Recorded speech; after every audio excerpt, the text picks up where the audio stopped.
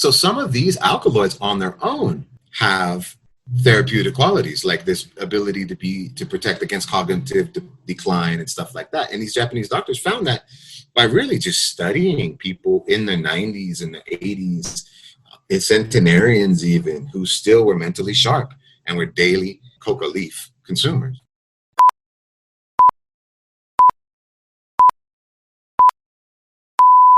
Hello there, and welcome to Wrong Ways Colombia Cast with me, Brendan Wrongway Corrigan.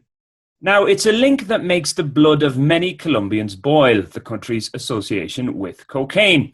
Yet the humble leaf from which that drug is derived, coca, has been a staple nutritional supplement for various indigenous cultures in South America for millennia, and a number of studies have shown the many health benefits it provides. Today's guest, journalist and writer Ocean Malandra, has written extensively about this more positive side to coca. Ocean, we'll get to those studies highlighting the coca leaf's nutritional value in a bit, but I want to start off with the current legal position in terms of growing coca here in Colombia. Are we finally, some might say, moving more in the direction of countries such as Bolivia and Peru that have a far more liberal stance on coca cultivation? And I hasten to add the distinction between the use of the leaf itself in cruder forms and the highly processed drug cocaine. So what is the position? That's a very good question. I would say yes, and I would say that it's been moving that way for a while. Of course, there's big news because there is this possible legislation to legalize cocaine and coca to regulate, right, in Colombia, and that's been put forward by several Congress members here in Colombia, including an indigenous senator from Cauca. It's been reported. I think we shared an article the other day that was in Vice. I don't know if you guys are familiar with Canamo.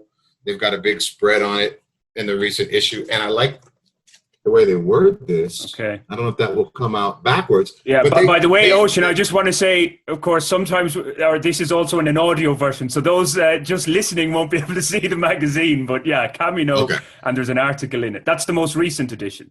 Yeah. Yeah, this is November, so last month. Okay. But it's kind of, I think it's bi-monthly anyway. But anyway, they use the word inevitable, which is an interesting word. And they're talking about cocaine, but they're also talking about coca leaf, because even though I've tried to separate the two, because I find that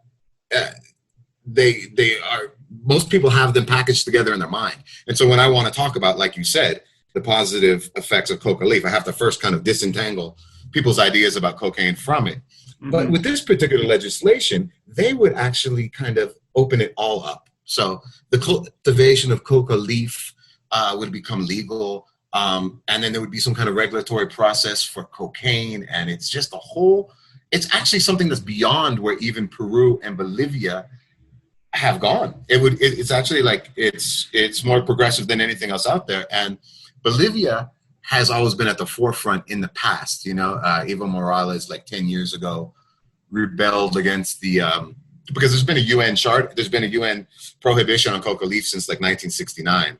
And he said that you can't, this is our national heritage. And so he kind of fought for a different position. Peru followed suit. Colombia historically has lagged way behind for a number of different reasons. I mean, most obviously, there's a smaller indigenous population in Colombia than in Bolivia or Peru. Mm-hmm. And even though indigenous use of coca leaf has always been allowed in Colombia, it's just not as widespread because the population isn't as dominant, And would that also be perhaps because there aren't many indigenous, as you said, and then people associate coca purely with cocaine? And then they want nothing at all to do with it because of obviously what that name does to Colombia abroad. That's probably a reason. Absolutely, man. And Colombia, of course, has that infamy as well. So that those two reasons together, really, mm-hmm. you hit the nail on the head. But that's been changing, and coca leaf has been kind of silently entering mainstream Colombia. And I wrote a piece for Vice 4 or 5 years ago, and it was called Why Coca Leaf is Colombia's New Superfood.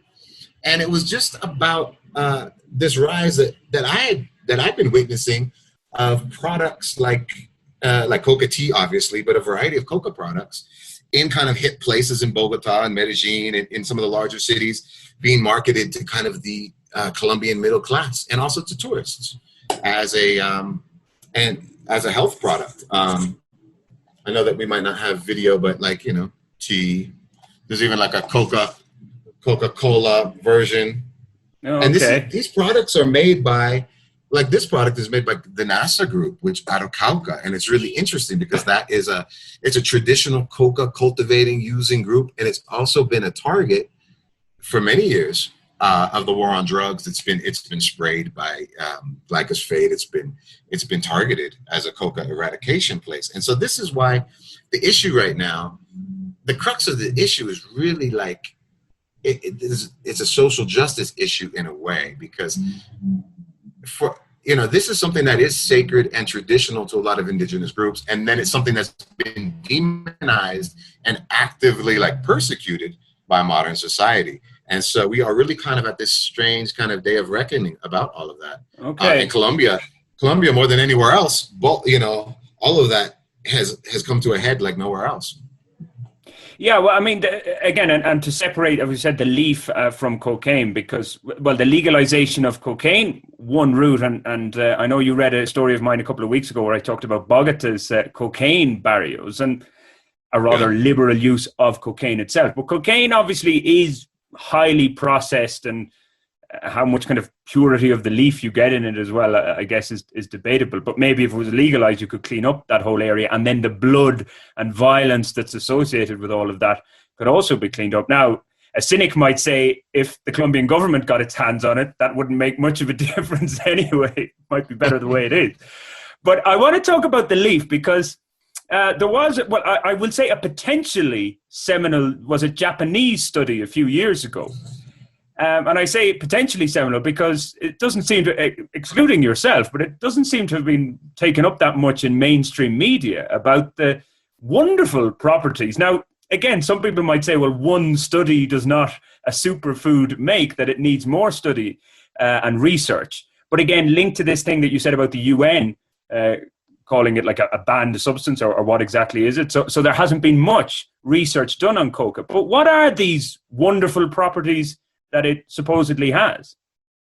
Okay, yeah, absolutely, man. So studies, because of its classification, have been banned. And the last real study done, and you'll see this study if you buy any coca product here in Colombia or even in Peru, because they all use this. There was a Harvard study that was done way back in 1973. And that's basically been the only real clinical study in a major university done. And that actually showed, the guy's name was James Duke, that showed an amazingly rich and high content of all kinds of minerals, including the highest vegetable source of calcium ever discovered. And this was published. And so you'll see it on all these coca products. But since then, there really hasn't been anything done. Now, like I was just saying, because Bolivia kind of rebelled about 10 years ago, it kind of opened this window for scientists who want to study coca. They could go to Bolivia and do so because it became part of national culture again. So these two Japanese scientists just completed a 10-year study about 2 years ago, and they published it as a book called Coca un Biobanco. And they studied it in every which way they could. They studied lifetime users. And it's the reason why nobody's heard of it is because it's not published in English. It's only in Japanese and in Spanish.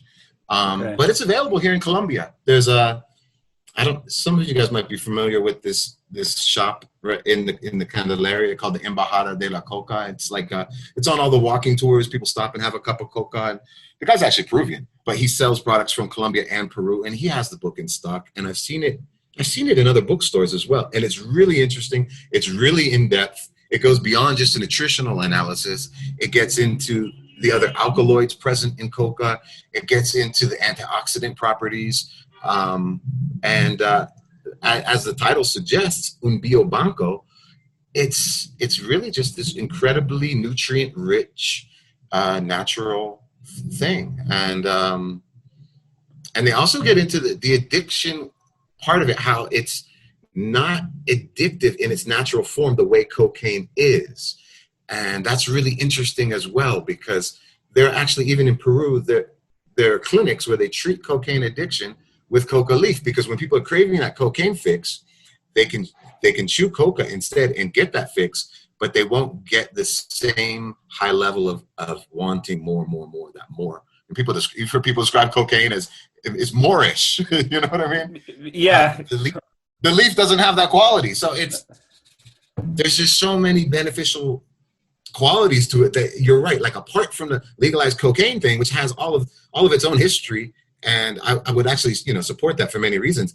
Coca leaf itself actually should have never been illegalized in the first place. That has more to do with kind of glossing over a millennial-old indigenous cultures who have been using it as a health-giving thing. That's how they see it.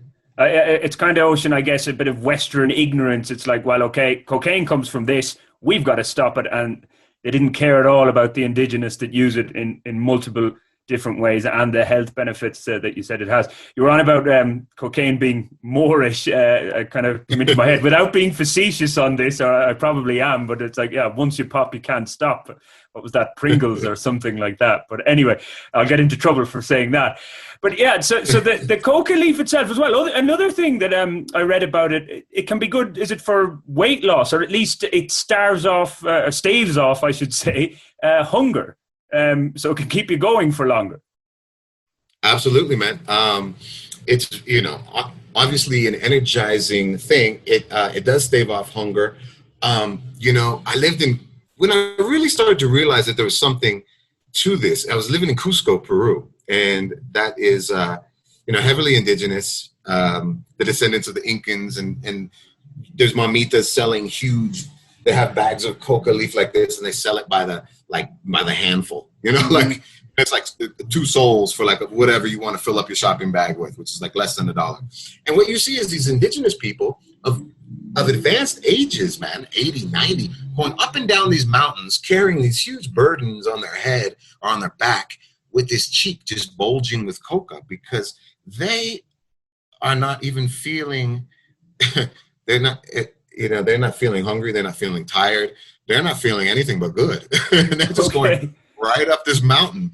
And I started to realize, wow, there is really, really something to this. And there's a coca museum in Cusco. Anybody that's been to Cusco has been presented with coca culture too. And you start to realize that, it's something that is highly esteemed in these indigenous cultures, right? So it's beyond just something that's a normal part of their culture. It's something that's highly esteemed. Okay. And it's also used ritually in many ways. But it's also used daily. It's used daily to get your work done. The Japanese, actually, to go back to your question about obesity, the Japanese guys also wrote a second book, and it's a smaller book, but it's just about coca for weight loss, because it absolutely probably is one of the best ways to lose weight naturally. Like green tea and other things like that raise your metabolism. It burns fat. It lowers your hunger, and so it's an optimal thing for losing weight. And I don't mean any offense with this, but then in terms of obesity in the United States, obviously that's a plague at the minute there. So it could work wonders. Yeah. And not to get conspiracy theory with it, man, but a lot of the things that are plagues in the United States, like people popping all these energy drinks all the time,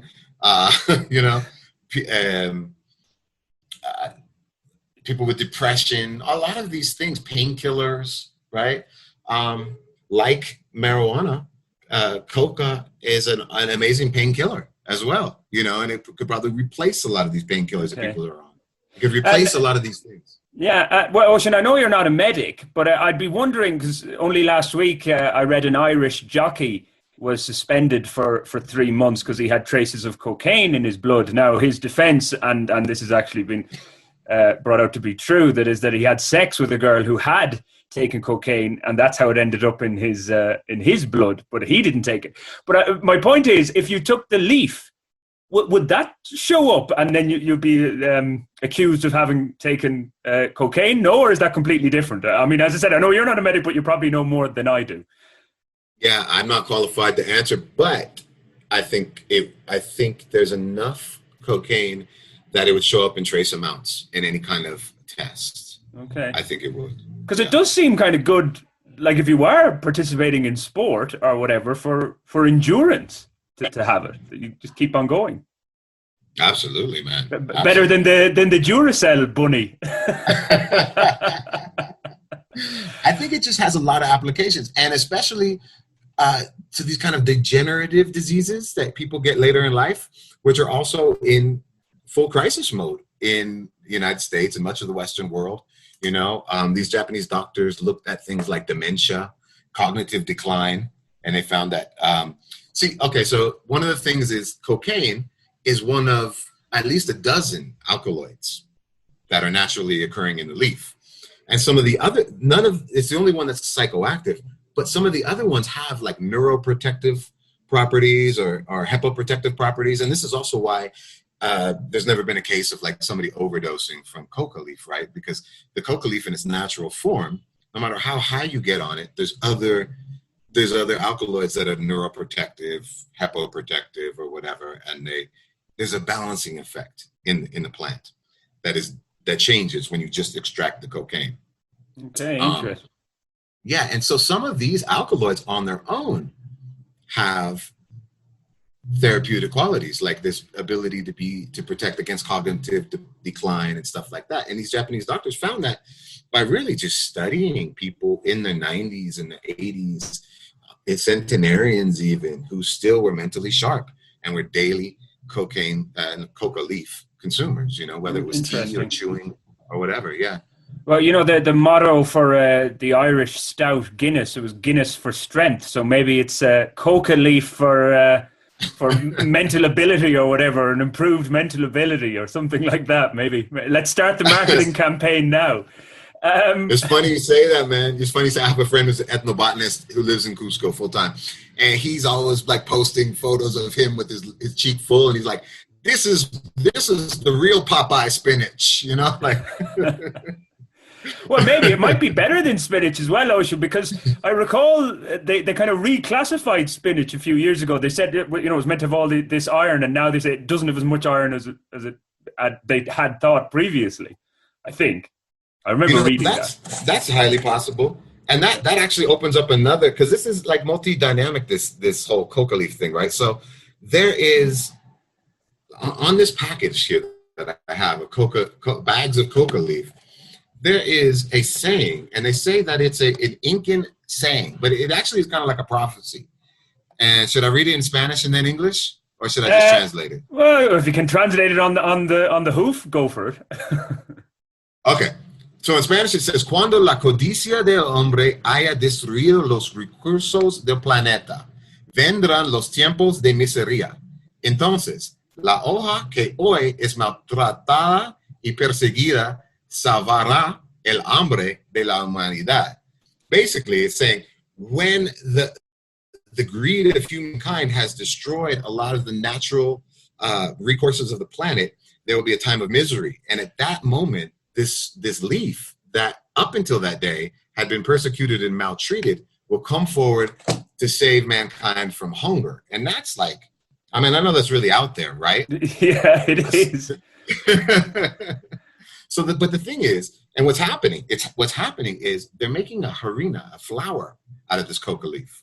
And so you can add like a tablespoonful of this flour of coca to anything, any kind of baked good, like to your cookies, or, you know, this little store here in the Candelaria, Embajada de la Coca, the guy makes a fresh torta of coca every day. And you can come in and for 2,000, you can have a slice of it, and it's green, like straight out of a Popeye cartoon. And it has all of these nutritional things. And so, like, it's actually strangely realistic that this could be added to white bread or to all kinds of things that people are eating that have very low nutritional content. And you can just add this powdered coca, and it would immediately, you immediately get like high levels. I'm looking at it here: vitamin A, iron, as you said, magnesium, calcium, vitamin C, vitamin E. I mean, it's just incredible. And that's based on that Harvard David Duke study. Okay. So in a way, it's really actually possible that you could, instead of spending all this money that we spend, and when I say we, I'm from the United States. The United States spends a lot of money trying to take this plant off the face of the earth still. And if somehow we could flip that upside down. Maybe could be solving hunger like this prophecy says. I know that's pretty far out there, but I want to just kind of throw it Well, out no, there. it's an interesting point and it ties in. I'll give my blog another plug as well. But I said dealing with, I forget the title again, but using the case that the parasite on planet Earth was ourselves, human beings, that we're the biggest parasite that needs to be gotten rid of on this planet. But yeah, it's certainly interesting. And like when you're completely declassifying or saying that one particular crop that has all these health benefits anyway, supposedly, and that no, you can't use it, and you're spraying it with all these toxins and things like that to get rid of it. Well, it seems like absolute lunacy. Yeah, absolutely. And the thing is, when you eat it, like mixed into your food, you don't get that psychoactive effect. The cocaine actually has to be activated. And so, the way this is done traditionally, as you see, like with the guys up on the Sierra Nevadas, the Kogies and the Arawakas, they mix it with cow, which is like a seashell, right? And they put it in their mouth. Okay. Activator. They actually are getting high. Their mouth is getting numb and they're getting high. Or down in the jungle, they use mambe, which is mixed with a certain ash, and in the Andean regions of Peru and Bolivia, they mix it with other things. But if you just eat it, or if you just drink the tea, you do get energized, but you don't get any kind of high, so to speak. You're just kind of getting the nutritional properties, and you're getting a natural boost of energy. Okay. But there's no actual psychoactive effect at all. Well, Ocean, some people might say that's like drinking non-alcoholic beer. It's just Anyway, well, look, I want to wrap up this section of it, but okay. How likely do you think then maybe in 10 years' time, if you walk into a store or a supermarket in San Francisco or in my own capital city, Dublin, that you could buy coca flour or coca biscuits? How likely would that be, do you think, within a decade? Man, in 10 years, I think it's highly likely. And that's because things are accelerating fast. You see it happening with cannabis. I see coca as like what do you call that? Like it's in cannabis's shadow still, but it's the sleeper that's behind it. So once people know this, it's just a matter of once they know that there's a natural plant that has all these properties, the demand for it in a place like San Francisco, it would be huge. I could see it on the shelves in like a Whole Foods or whatever, Okay. And in 10 years, I think for sure. And I think we'll see it start opening up within the next 5.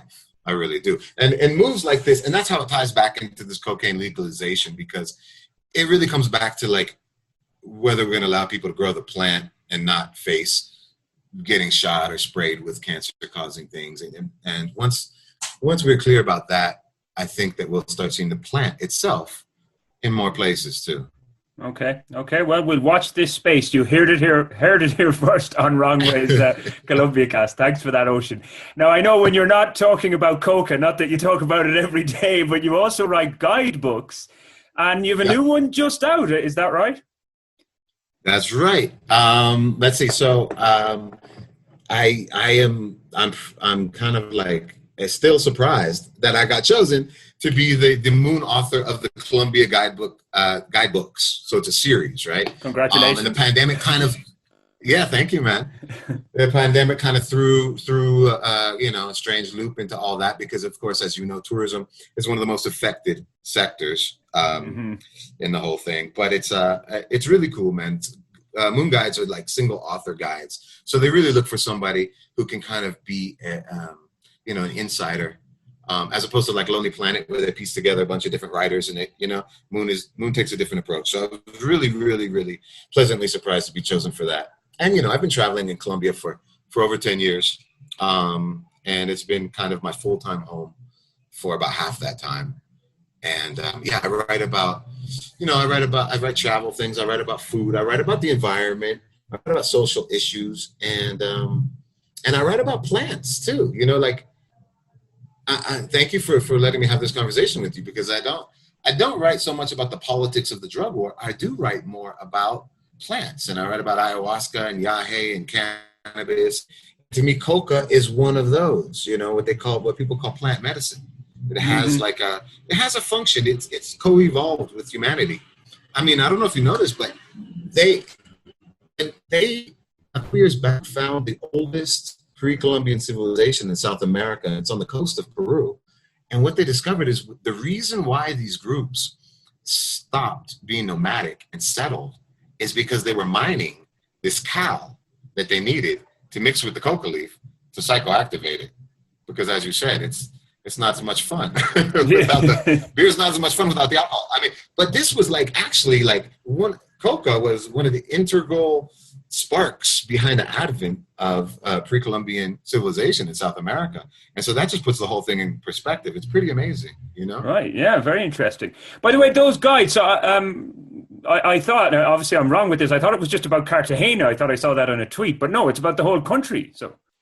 Right. So there's 4 titles. There's Cartagena in the Caribbean coast. There's Medellin in the coffee region. There's Bogota, just Bogota.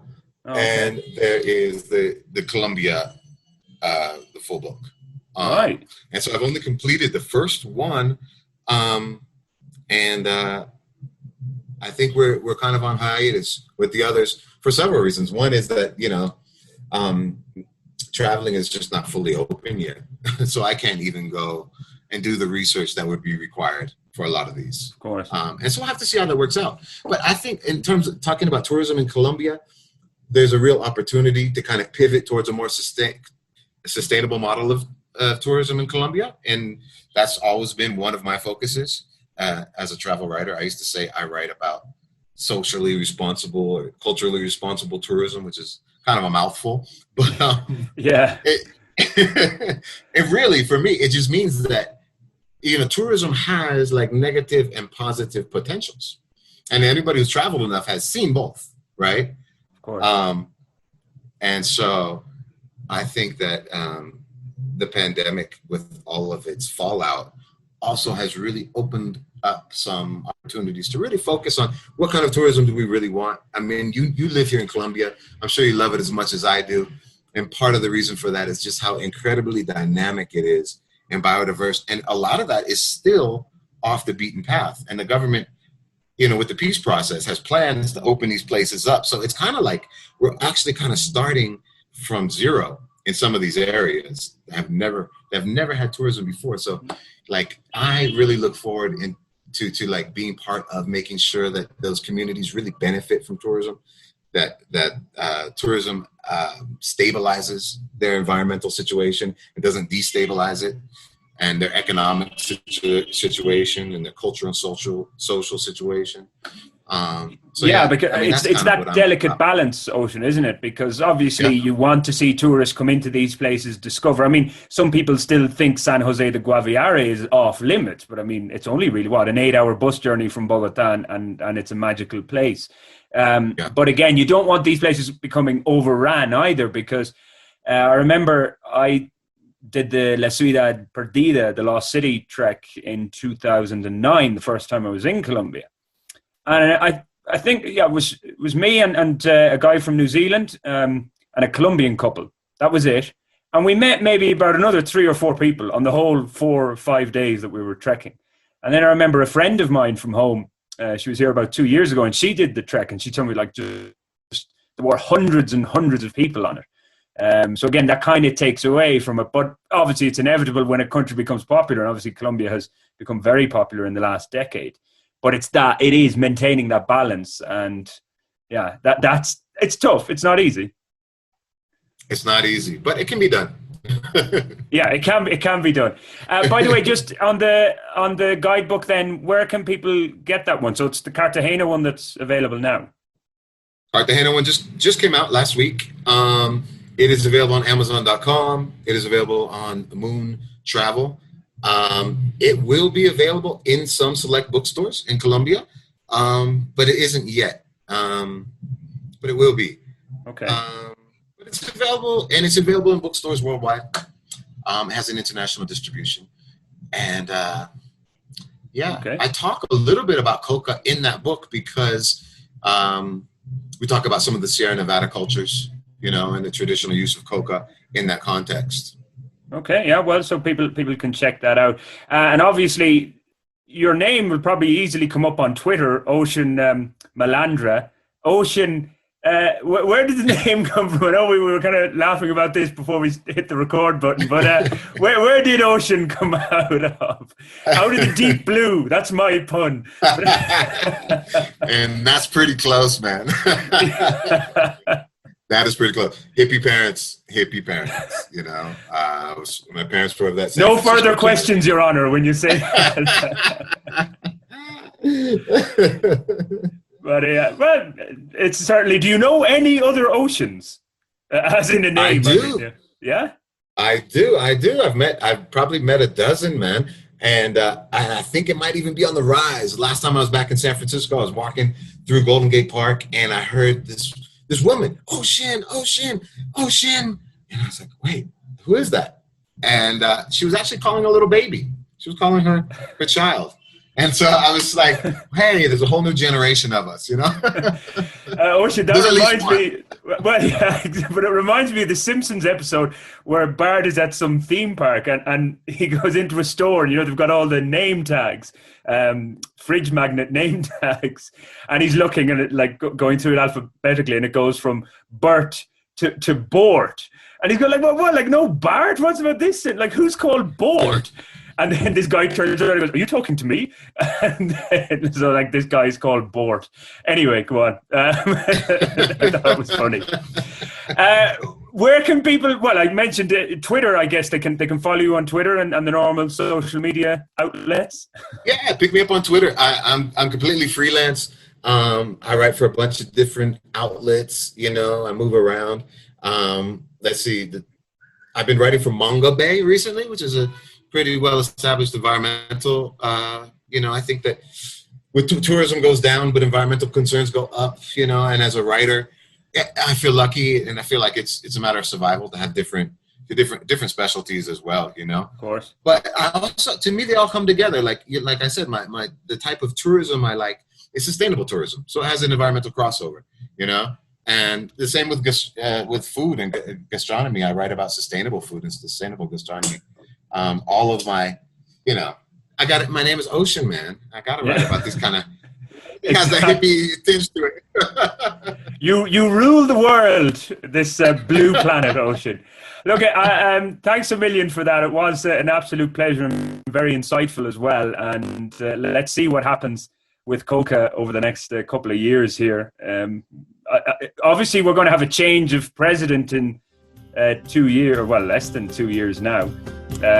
So you'd kind of think maybe under a more conservative centre-right president like Duque, not much will happen. But maybe if we get somebody more centre, we might see changes. Let's see. Anyway, Ocean Malandra, an absolute pleasure. Thanks for that. That is our lot for this episode of Wrong Ways Colombia Cast. I'll do my own little bit of self-promotion now. You can find me on Twitter, of course, at WWayCorrigan, or search for Wrong Way Corrigan, the blog, on Facebook.